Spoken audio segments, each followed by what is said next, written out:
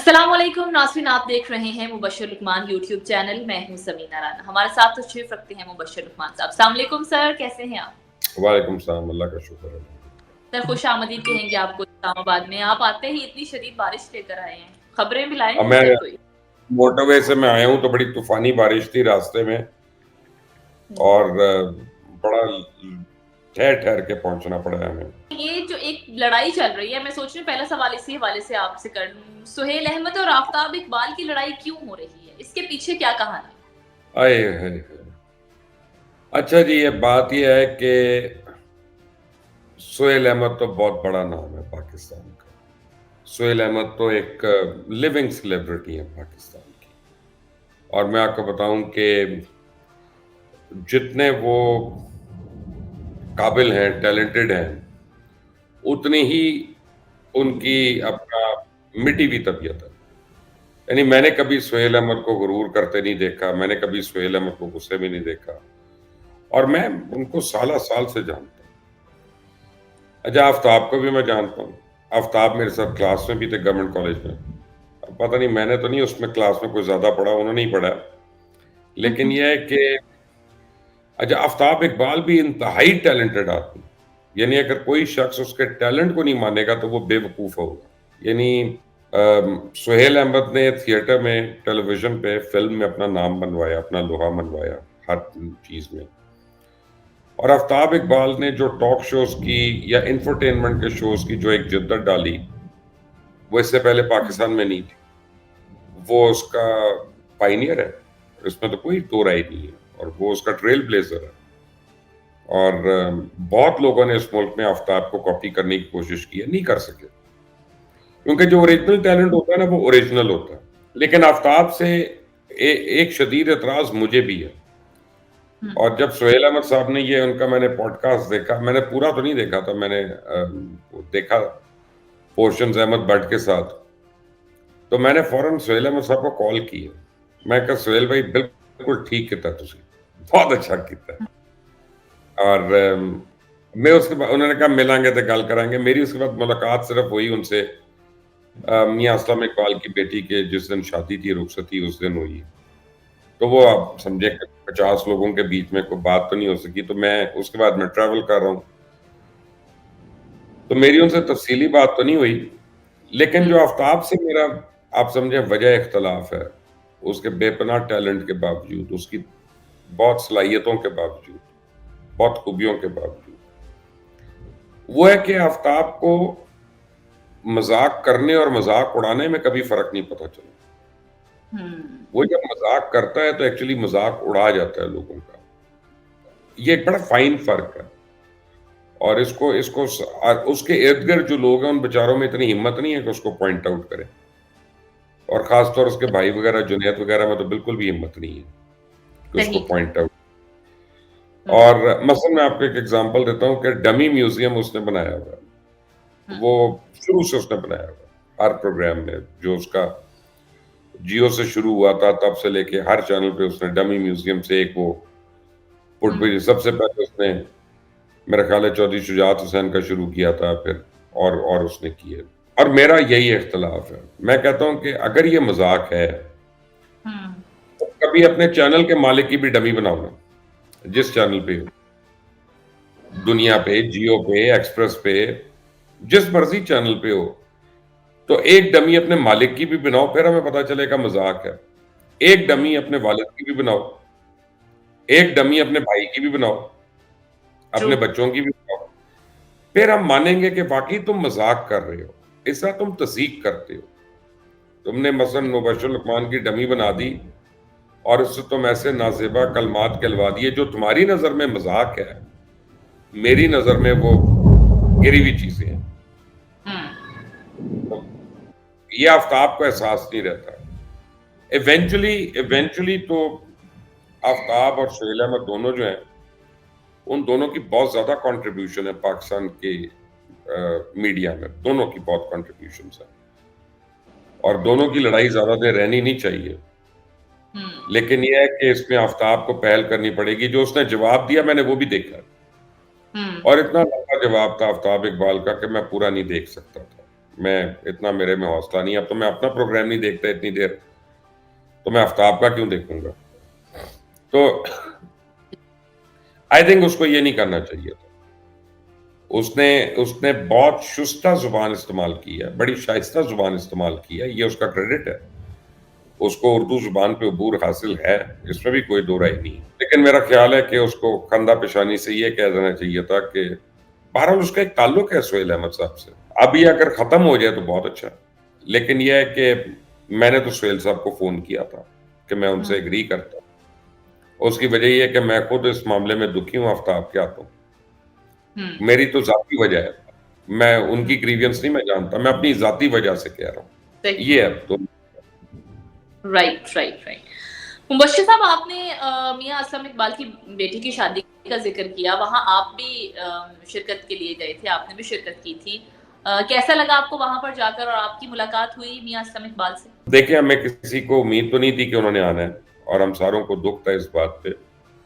मैं बैठा हुआ था, मुजीबुर रहमान शामी साहब थे, वाजमल जामी थे, आरिफ हमीद भट्टी थे, जुनैद सलीम थे, सुहेल अहमद थे, अयाज अमीर थे, पीटीआई के तो बहुत लोग थे, खासतौर मियाँ अजहर वगैरह थे, फिर मियाँ आमिर महमूद वगैरह थे, सुहेल अफजल साहब थे, तो यानी बहुत लोग थे वहां पे। मियाँ असलम से हम सब का एक ताल्लुक है, हमारा उससे बरादराना मरासिम है, दोस्ताना नहीं बरादराना, वो भाइयों की तरह।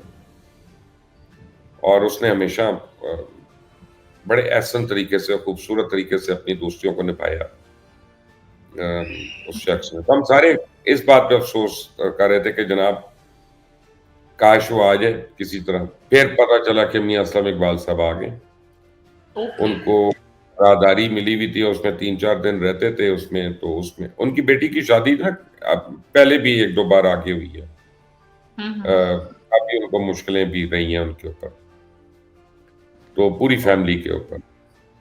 तो मियाँ असलम इकबाल जब मिले हैं वहां पे तो रोना शुरू हो गया, और जो उनको गले मिला था उसके लिए भी इमोशनल होना एक फितरी बात थी। और बस यही था, क्योंकि हर एक देखे ना, बाप तो हर एक है ना हम में से, तो एक बाप तो समझता है ना कि अपनी बेटी की रुखसती के दिन उसको होना है कि नहीं होना, या उसकी क्या ख्वाहिश हो सकती है रुखसती के टाइम पे अपनी बेटी के। तो अब वहां पे तो कोई और बात नहीं हो सकती थी ना, कोई पॉलिटिकल बात तो नहीं हो सकती थी। खैर, मैं वहां पे जब मैं निकल के आया हूं तो अगले दिन मुझे पता चला, मैंने 1-2 वीलॉग्स देखे कि जी वहां पुलिस ने छापा मारा था। जी सर, ये ऐसी मेरा खबर ख्याल है बहुत ही एक छोटी हरकत की है पंजाब पुलिस ने। और उन्होंने कहा कि जी हमें इजाजत नहीं ली गई थी शादी की। तो 50,000 शादियां रोजाना लाहौर शहर में होती हैं, और पंजाब भर में पता नहीं कितनी होती हैं। तो पंजाब पुलिस क्या हर एक को एनओसी देती है शादी के लिए? ये मौके ऐसे होते हैं कि इस मौके पे कोई बड़ा चला जाता। मैंने आज शामी साहब को भी सुन रहा था, वो भी ये कह रहे थे, वो तो कह रहे थे कि मरियम नवाज चली जाती वहां पे, चले उनका नहीं मुमकिन था तो कोई और चला जाता और बेटी के सर पे हाथ रख देता, बहैसियत बाप के, बहैसियत ताया के, बहैसियत चचा के, बहैसियत मामू के। तो बड़े फासले कुर्बतें फासले जो है वो कुर्बतों में तब्दील हो सकते हैं। पता नहीं हम अपने माशरे में इज्जत करना भूल गए हैं एक दूसरे की, और हम एक दूसरे को हम सब जूती की नोक पे रखते हैं। तो अल्लाह ताला मियाँ असलम इकबाल की बेटी वो हमारी बेटी है, इसमें कोई दो राय नहीं है। अल्लाह ताला उसको हमेशा खुश रखे, और जिस मुश्किल में उस बेचारी की रुखसती हुई है, पता नहीं उसके दिल पे क्या गुजर रही होगी। ट्रू तो ट्रू, अल्लाह ताला उस खानदान के लिए आसानियां पैदा करे। मेरी तो सही कह रही हैं, बहुत दुआएं हैं। आमीन। बशीर साहब, आज सदर आसिफ अली जरदारी ने जॉइंट सेशन से खिताब किया है। इस खिताब के बाद आपको क्या लगता है, पीएमएल-एन और पीपल्स पार्टी के रास्ते किस तरफ हैं, क्या होने जा रहा है आगे? मेरी चुड़ैल बहुत बड़ी खबरें लेके आई है सर शेयर कीजिए। अभी मैं इस्लामाबाद एंटर कर रहा था तो चुड़ैल ने मुझे फौरन बताया, बुड़ुम करके आ गई वो। उन्होंने कहा बारिश है, गाड़ी आहिस्ता चलाओ, आगे रोड बड़ी स्लिपरी है। और इस्लामाबाद में अजीब कोशिशें हो रही हैं। मैंने कहा क्या कोशिश हो रही है? उन्होंने कहा भरपूर कोशिशें ये हो रही हैं कि पीपल्स पार्टी को मना लिया जाए कि वो नून लीग के साथ हुकूमत में शामिल हो जाए, ओके। और इस पे बातचीत शुरू हो चुकी है।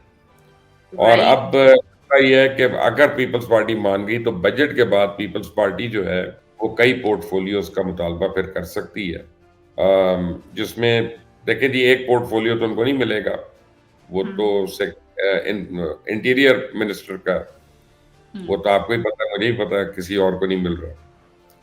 लेकिन और कुछ पोर्टफोलियो जो हैं वो फिर पीपल्स पार्टी को मिल सकते हैं, और वो अहम है। अब पीपल्स पार्टी आती है या नहीं आती, इस पे तो एक सवालिया निशान है, लेकिन इस पे मेहनत शुरू हो चुकी है और नून लीग ऑन बोर्ड है, और बीच में कई लोग पड़े हुए हैं जो चाह रहे हैं कि किसी तरह पीपल्स पार्टी जो है हुकूमत का हिस्सा बन जाए, क्योंकि अगर तो पीपल्स पार्टी हुकूमत का हिस्सा बन जाती है तो फिर तो ये गवर्नमेंट लॉन्ग टर्म चलेगी, और अगर नहीं बनती तो फिर ये गवर्नमेंट रोज एक रोलर कोस्टर राइड पे ही। तो मुबश्शिर साहब, आपकी चुड़ैल ये खबर नहीं लाई कि पीपल्स पार्टी गवर्नमेंट का हिस्सा बनेगी या नहीं? लेकिन गुफ्तगू शुरू हो गई है ना, यही तो उसने खबर दी है। राइट, और राइट। अब वो क्या डिमांड करते हैं उससे, या मानते भी हैं कि नहीं मानते हैं, तो किन शराइत पे मानते हैं, मैं ख्याल है अगले 1 हफ्ते में ये बातें क्लियर हो जाएंगी। आगे बढ़ते हैं सर, बारिश के हवाले से अगला सवाल है मेरा। यूएई में इतनी बारिश हुई है, कहा जा रहा है कि 90 साल का रिकॉर्ड टूट गया है, और यूएई गवर्नमेंट ने कहा है कि ये आर्टिफिशियल रेन नहीं थी। तो क्या वाकई क्लाइमेट चेंज की वजह से इतनी बारिश हुई है? उनका भगवान पता नहीं, तक सड़कों। समीना बात यह है कि बादल तो इधर भी गरज रहे हैं, बारिश तो इधर भी आ रही है, वो बलूचिस्तान में भी आ रही है, अल्लाह करे वहां पे भी आफियत रहे। लेकिन मुझे आज मेरे एक दोस्त हैं, वो हॉलैंड में होते हैं, कुरैशी साहब, शहजाद कुरैशी साहब, वो लिखते भी हैं, बागी में भी लिखते हैं हमारे।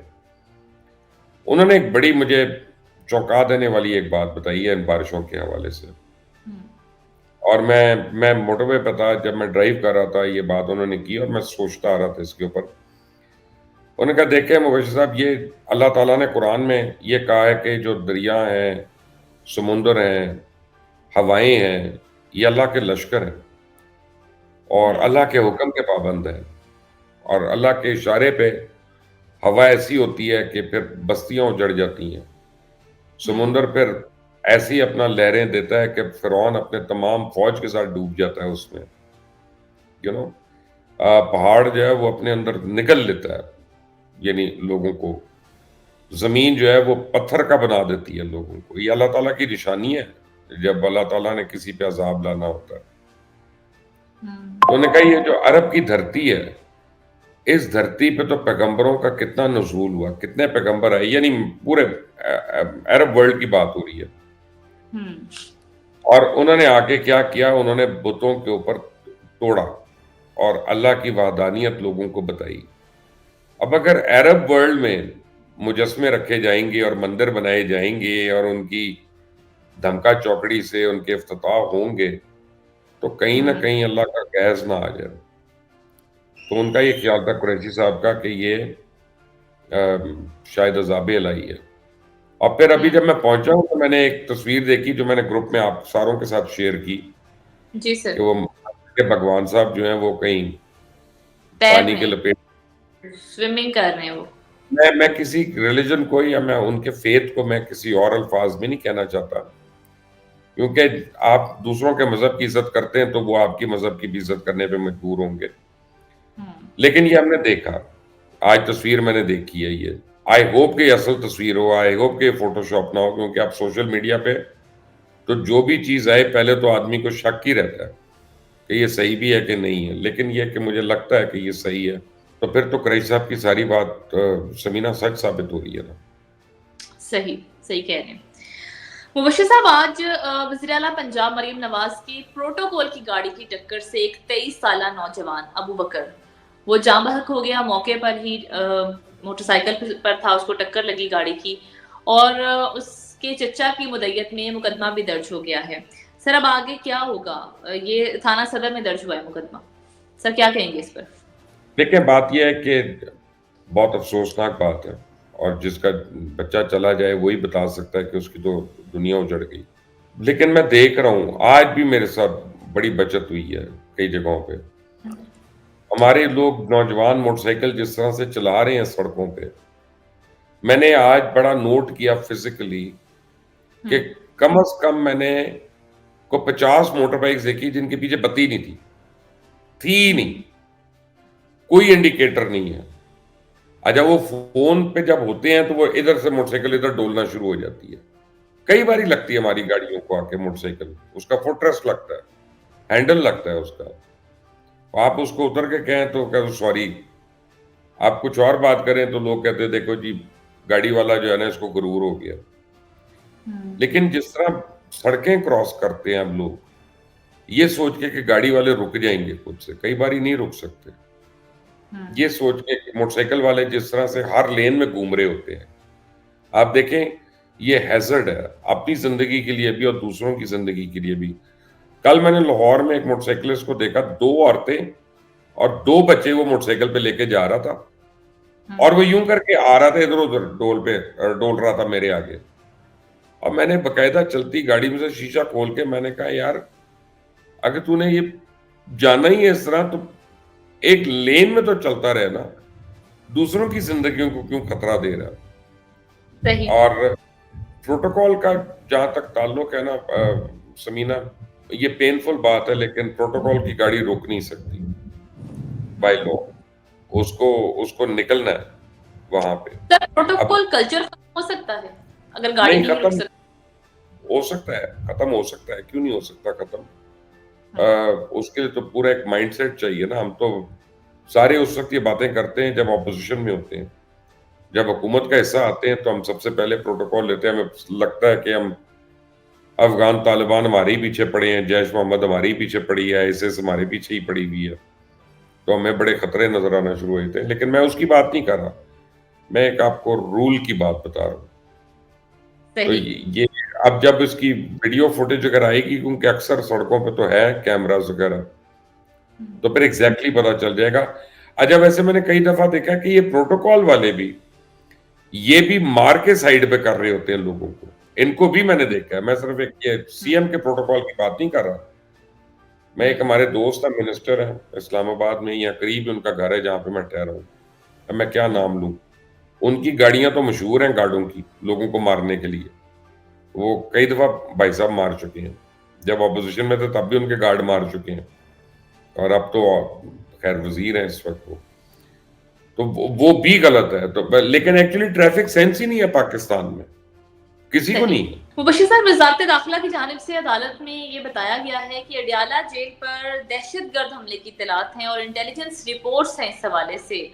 बानी पीटीआई इमरान खान की ज़िंदगी को भी खतरा है। तो सर क्या नियर फ्यूचर में उनको कहीं और मुंतकिल किया जा सकता है? मेरा और अगर ख्याल इतने है थ्रेट्स हैं, तो क्या इक़दामात हो रहे हैं सर नहीं सिक्योरिटी इक़दामात के? क्या हो सकते हैं, देखें अपना बात ये है कि थ्रेट्स तो हैं हर जगह पे हैं, एक जगह पे तो नहीं है। लेकिन ये है कि बानी पीटीआई को तो मच जेल क्वेटा में शिफ्ट कर दें। मुझे लगता है वही सेफ है उनके लिए वहाँ पे। और वहाँ क्यों? पे ये अडयाला वाले और ये सारे जो है ना अटक वाले खतरात नहीं होंगे। इससे मैं कुछ नहीं कह सकता, ये एक सिक्योरिटी इशू है, लॉ एंड ऑर्डर इशू है हुँ। और ये पाकिस्तान फेस कर रहा है। हम क्वेटा में अब देखें, बलूचिस्तान में जो परसों हुआ, उसके बाद नौशकी पे, उसके जी। जितना उसको कंडेम कर लें वो कम है। लेकिन ये हो रहा है ना हमारे मुल्क में यार। ये तो नहीं कह सकता ना कि सिर्फ उसके लिए कोई जाली थ्रेट इशू की जा रही है या प्लान किया जा रहा है। हर रोज़ का ये वाक़या हो रहा है। तो अल्लाह ताला से हम दुआ ही कर सकते हैं ना। मुबश्शिर साहब, हमने देखा कि साबिक डीजी आईएसआई फैज़ हमीद को धरना कमीशन ने क्लीन चिट दे दी, लेकिन एक हाउसिंग सोसाइटी के हवाले से अपने इख्तियारात का नाजायज़ इस्तेमाल के कुछ इल्ज़ामात हैं फैज़ हमीद पर। इस हवाले से एक आला सतह कमेटी बना दी गई है जो तहकीकात करेगी इन इल्ज़ामात की। मुबश्शिर साहब, एक तरफ क्लीन चिट मिल गई है, दूसरी तरफ कमेटी बन गई है, मुद्दा क्या है? क्या होगा आगे? देखिए मैं हैरान हूँ क्लीन चिट के ऊपर, क्योंकि काज़ी फ़ाइज़ साहब ने कहा था कि इसके जो भी ज़िम्मेदार हैं उनको सज़ा मिलनी चाहिए। और ऑब्वियसली अगर क्लीन चिट मिल गई तो फिर वो काज़ी फ़ाइज़ साहब की जजमेंट जो है वही वायलेट हुई है ना। हुँ। जहाँ तक दूसरा सवाल है तो ये फैज़ हमीद जो थे ये अपने भाई के थ्रू इन्होंने काफ़ी ऐसे गंद किए हैं और ये मैंने कई बारी रिपोर्ट भी किया है कि पैसे भी बनाए हैं इसने, बड़ा कुछ किया। लेकिन यहाँ पे उनके ऊपर बड़े शदीद इल्ज़ामात हैं कि इन्होंने ज़दकूब भी किया, उधर उसके घर जाके उसके बच्चों को भी ज़दकूब किया। और इसमें 3 ब्रिगेडियर्स के भी नाम आ गए हैं, मुझे पता चला 1-2 को कर्नल्स के भी नाम है। और ये आर्मी चीफ ने एक सर्विंग मेजर जनरल की सरबराही में ये इंक्वायरी कमेटी बनाई है। तो that means suddenly this is very serious now. And serving major general के उसमें बनाना और उसको इंक्वायर करना और आर्मी चीफ की तरफ से कॉन्स्टिट्यूट होना इसका। एक तो कॉन्स्पिरेसी थ्योरी हो सकती है कि जी उनको बिल्कुल इसमें फारिग करना ताकि ये खत्म हो जाए इल्ज़ाम, एक तो ये हो सकता है।